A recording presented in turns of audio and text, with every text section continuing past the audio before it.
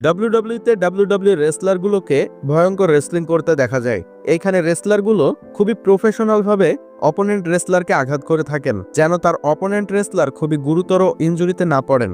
তবে রেসলারগুলো রেসলিং করতে করতে অনেক সময় ভুল করে বসেন এবং তখন বোঝা যায় ডাব্লিউডাব্লিউই স্ক্রিপ্টেড। তবে চলুন আজকের এই ভিডিওটিতে ডাব্লিউডাব্লিউ এর এমন 5টি রহস্য উন্মোচন করা যাক, যেগুলো দেখলে আপনিও মানতে বাধ্য হবেন ডাব্লিউডাব্লিউই স্ক্রিপ্টেড। Secret number 5। 2009 সালে জন সিনা মুখোমুখি হয়েছিলেন র্যান্ডি অর্টনের এগেনস্টে হেল ইন এ সেল ম্যাচের মধ্যে। এই ম্যাচটি ডাব্লিউডাব্লিউই ওয়ার্ল্ড চ্যাম্পিয়নশিপের জন্য অনুষ্ঠিত হয়েছিল। এখানে জন সিনা তিনি চ্যাম্পিয়ন ছিলেন, আর তিনি চ্যাম্পিয়ন হিসেবে র্যান্ডি অর্টনের এগেনস্টে মুখোমুখি হয়েছিলেন। এখানে র্যান্ডি অর্টন এবং জন সিনা তারা অসাধারণ পারফরমেন্স দিয়েছিলেন। তবে এদের ম্যাচটি চলা অবস্থায় একটি ডাব্লিউডাব্লিউ এর অনেক বড় একটি রহস্য উন্মোচন করা হয়। এদের ম্যাচটি চলা অবস্থায় যখন হেডলক মেরেছিলেন র্যান্ডি অর্টন, সেই সময়ে জন সিনার হাতের কভারের মধ্যে থেকে একটি ব্লেড বের হয়ে এসেছিল, যেটা এখন আপনারা স্ক্রিনে তাকালে স্পষ্ট দেখতে পাচ্ছেন। এই ব্লেডটি মূলত ডাব্লিউডাব্লিউ এর রেসলাররা ম্যাচ চলা অবস্থায় নিজের শরীর কেটে রক্ত বের করার জন্য ব্যবহার করে থাকেন। অর্থাৎ ডাব্লিউডাব্লিউ এর স্ক্রিপ্ট অনুযায়ী ডাব্লিউডাব্লিউ এর রেসলাররা যখন রেসলিং করেন এবং তারা তখন ব্রুটাল মোমেন্ট দেখানোর জন্যই এমনটা করে থাকে এবং নিজের শরীরকে এই ব্লেড দিয়ে কেটে ক্ষত করে রক্ত বের করে থাকেন। এটা দর্শকরা যেন না বুঝতে পারেন সেটার আড়ালেই করা হয় এই ব্লেডগুলো ব্যবহার করে। তো আপনি দেখতে পাচ্ছেন এদের ম্যাচ চলা অবস্থায় ভুলবশত র্যান্ডি অর্টন সেই আঘাতটি করলে জন সিনার কাছ থেকে ব্লেডটি ভুলক্রমে বের হয়ে আসে এবং সেখানে থাকা রেফারি সাথে সাথে সেই ব্লেডটি তুলে নিয়ে তার পকেটে নিয়ে নেন, যেন দর্শকরা বুঝতে না পারে ডাব্লিউডাব্লিউই স্ক্রিপ্টেড এবং তারা ব্লেড ব্যবহার করে ব্লিডিং করে থাকে। Secret number 4।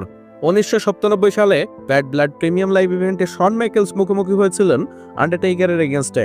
ডাব্লিউডাব্লিউ এর ইতিহাসে সর্বপ্রথম হেল ইন এ সেল ম্যাচ দেখা গিয়েছিল শন মাইকেলস এবং আন্ডারটেকারের মধ্যে এই 1997 সালে। এরপর থেকে ডাব্লিউডাব্লিউতে বেশ কয়েকবার হেল ইন এ সেল ম্যাচ দেখা গিয়েছে, তবে এটাই ডাব্লিউডাব্লিউ এর ইতিহাসে প্রথমবারের মতো হেল ইন এ সেল ম্যাচ ছিল। তবে এদের ম্যাচটি চলা অবস্থায় বা ম্যাচটি শুরু হবার আগে সার্জন স্লেটার রিংয়ের নিচে চেক করতে যাচ্ছিলেন যে কোনো রেসলার সেখানে বসে রয়েছে কিনা এবং হেল ইন এ সেল ম্যাচটিতে ঢুকে এন্ট্রি নেবেন কিনা। এটার জন্য যখন রিংয়ের নিচে চেক করতে যাচ্ছিলেন সে সময় রিংয়ের নিচে লাইট মারলে দেখা যায় যে বক্স। ডাব্লিউডাব্লিউ রেসলারগুলো তার অপোনেন্ট রেসলারকে যখন সুপার কিক অথবা চড় মেরে থাকেন সেই সময় খুবই ভয়ঙ্কর আওয়াজ শোনা যায়। বিশেষ করে ডাব্লিউডাব্লিউ রেসলারগুলো যখন তার অপোনেন্ট রেসলারকে সুপার কিক প্রয়োগ করেন সেই সময় বিশাল জোরে আওয়াজ হয়।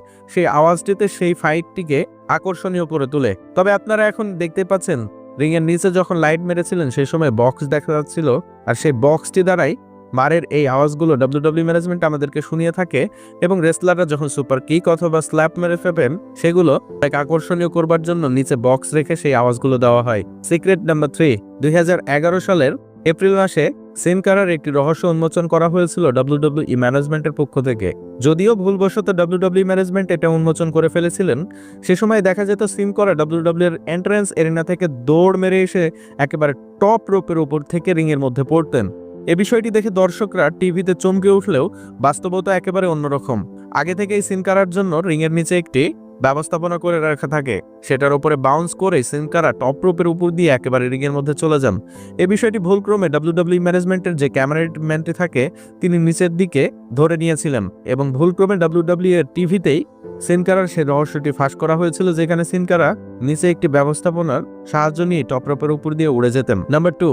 ঘটনাটি রেসলমেনিয়া 7-এ Jake the Snake Roberts Rick বার্টেলের এগেনস্টে মুখোমুখি হয়েছিলেন ব্লাইন্ড ফ্লড ম্যাচে। এই ম্যাচটির রুলস ছিল দুইজন রেসলারের মাথাতে একটি কালো কাপড় পরিয়ে দেওয়া হবে এবং কালো কাপড়টি পরিয়ে দেওয়ার জন্য সামনের রেসলারকে সেই রেসলার দেখতে পাবে না এবং না দেখেই তার অপোনেন্ট রেসলারকে আঘাত করে পিন করে জয় পেতে হবে।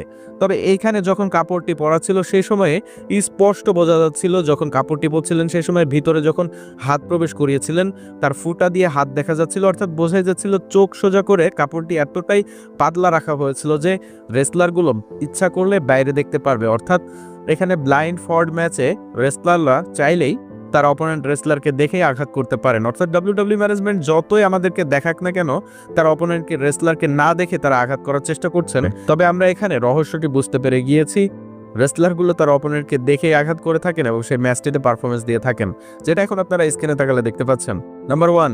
আপনারা যেমনটা জানেন করোনাকালীন সময় ডাব্লিউডাব্লিউ এর শোগুলো দর্শক ছাড়াই অনুষ্ঠিত হতো ডাব্লিউডাব্লিউ এর থান্ডারডোম এরিনাতে। বেশ কয়েকটি ইভেন্ট পারফরমেন্স সেন্টারে অনুষ্ঠিত হয়েছিল। তবে একবার দেখা গিয়েছিল ট্যাগ টিম ম্যাচে মুখোমুখি হয়েছিলেন অ্যালেক্সা ব্লিজ এবং নিকি ক্রস ভার্সেস সাশা ব্যাংকস এবং বেইলি। এদের ট্যাগ টিম ম্যাচটি বেশ ভালোই ছিল, তবে এদের ট্যাগ টিম ম্যাচ চলা অবস্থায় যখন টিভিতে অ্যাড শো করানো হচ্ছিল সে সময়ে এই রেসলারগুলো পারফরমেন্স না দিয়ে তারা রিংয়ের মধ্যে দাঁড়িয়ে থাকেন এবং স্ক্রিপ্ট অনুযায়ী তারা পারফরমেন্স দিবেন। যখন অ্যাড শেষ হবে এবং লাইভ টিভিতে রেসলিং শুরু হবে সে সময় তারা পারফরমেন্স দিবেন। তবে অ্যাড শুরু হবার জন্য সেইখানে পারফরমেন্স সেন্টারে কোনো দর্শক উপস্থিত না থাকলে তারা সেখানে রেস্ট নিতে থাকেন এবং তারা রেস্ট নিতে নিতে একে অপরের সঙ্গে মজাও করতে থাকেন। তবে যাই হোক, পরবর্তীতে যখন অ্যাড শেষ হয়েছিল সে সময় তারা আবারও রেসলিং শুরু করে দিয়েছিল। তবে ভুলক্রমে অ্যাডটি একটু আগেই শেষ করে দেওয়া হয়েছিল। এটার জন্য একেবারে লাইভ টিভিতে দেখা গিয়েছিল সাশা ব্যাঙ্কস, বেইলি ভার্সেস নিকি ক্রস এবং অ্যালেক্সা ব্লিস তারা সেখানে ম্যাচ লড়া বাদ দিয়ে তারা একে অপরের সঙ্গে ফাজলামি করছিলেন। এ বিষয়টির রহস্য সে সময় ফাঁস হয়ে গিয়েছিল। তো এই ছিল WWE এর এমন 5টি রহস্য যেগুলো আমরা এখনই আপনাদের সামনে ফাঁস করে দিলাম। ভিডিওটি ভালো লাগলে অবশ্যই একটি লাইক দিবেন এবং রেসলিং সম্পর্কে এমন প্রতিনিয়ত ভিডিও পেতে আমাদের চ্যানেলটিকে সাবস্ক্রাইব করে সাথে থাকবেন। ভালো থাকবেন, সুস্থ থাকবেন। দেখা হচ্ছে পরবর্তী ভিডিওটিতে। ধন্যবাদ সবাইকে।